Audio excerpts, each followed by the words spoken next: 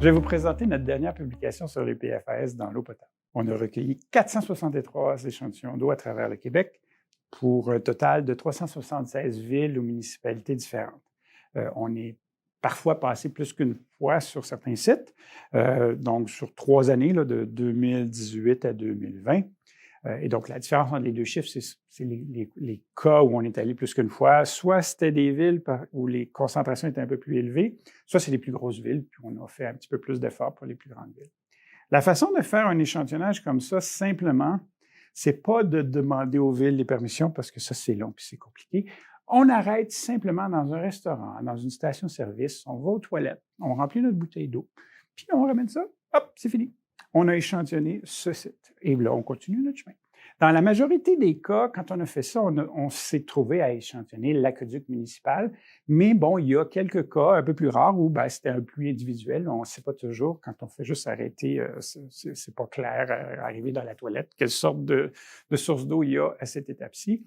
Mais pour le moment, nous, quand on ramassait nos échantillons, ça nous donnait quand même un bel aperçu de ce qu'il y a au Québec.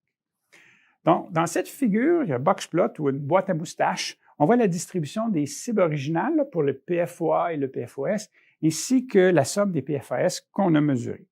La boîte nous indique, ça donne un petit peu une répartition statistique, que la majorité des valeurs pour la somme des PFAS sont en dessous de 15 nanogrammes par litre.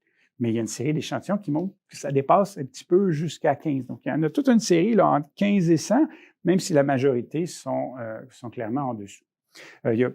Vous avez quelques statistiques qui sont indiquées, mais l'important reste de pouvoir comparer ça avec les seuils provisoires qui sont proposés par Santé Canada, qui voudraient que la somme des PFAS ne dépasse pas 30 nanogrammes par litre dans l'eau potable.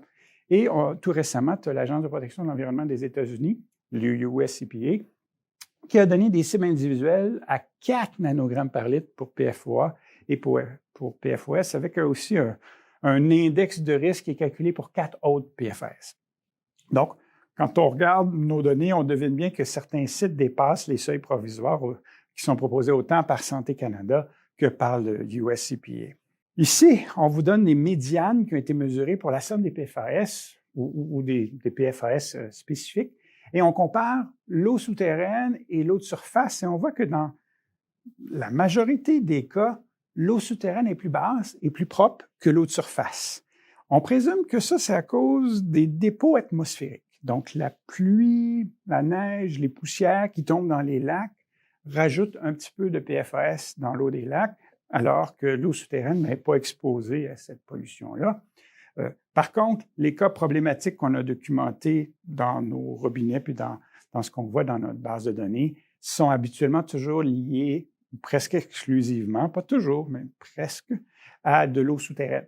Et donc, souvent, ça provient, ou on soupçonne que ça vient d'un site d'enfouissement, même si ça devient difficile à prouver ou à démontrer, mais les concentrations sont plus proches du site d'enfouissement, puis sont plus faibles plus loin. Donc, c'est quand même des très bons indices.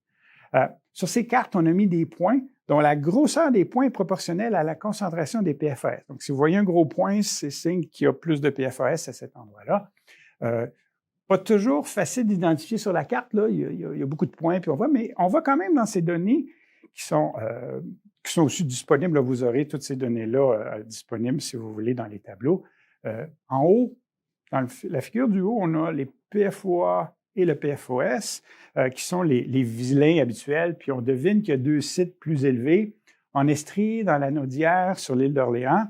Par contre, quand on regarde les 2 PFAS du bas, le PFHXS et le 6.2 FTS, on voit clairement 2 sites qui ressortent à Val-d'Or et à Saint-Donat.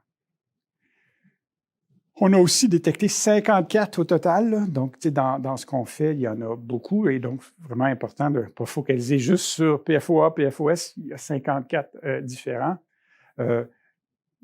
Donc, on utilise une combinaison d'analyses ciblées avec des standards, on sait ce qu'on cherche, et on fait aussi des analyses non ciblées. Donc, on utilise la spectrométrie de masse à haute résolution, puis on fait un criblage pour essayer de voir tout ce qui pourrait se trouver dans notre échantillon comme PFAS. Je vous épargne les détails, c'est un peu lourd comme travail, mais c'est plus un travail lourd dans le traitement des données, dans le traitement de l'information. Mais ça nous permet de voir des molécules qu'on ne soupçonnait même pas. On est beaucoup plus dans un modèle où on regarde sans savoir a priori qu'est-ce qu'on pourrait trouver. Dans ce cas, ça vaut la peine de mentionner qu'il y a quand même une trentaine de PFAS qu'on a détectés et qui ne sont pas encore inclus dans les méthodes reconnues et qui sont proposées par l'Agence de protection de l'environnement des États-Unis, le US EPA. Pour résumer, là, il y a 5 sites au Québec qui dépassent la proposition de Santé Canada. Il faut souligner qu'avec des nouveaux échantillons, on a observé que les concentrations dans l'eau du robinet de l'Épiphanie étaient redevenues normales. Donc, c'est une eau qui vient d'une rivière, donc probablement que la pollution est partie. Donc, sur ces sites-là, il y en a un qui n'est plus valable. Mais on a échantillonné environ le tiers des municipalités du Québec et plusieurs villes ont plusieurs sources ou des puits différents pour leur distribution. Donc, on n'a pas tout échantillonné, loin de là, ce qui se passe au Québec.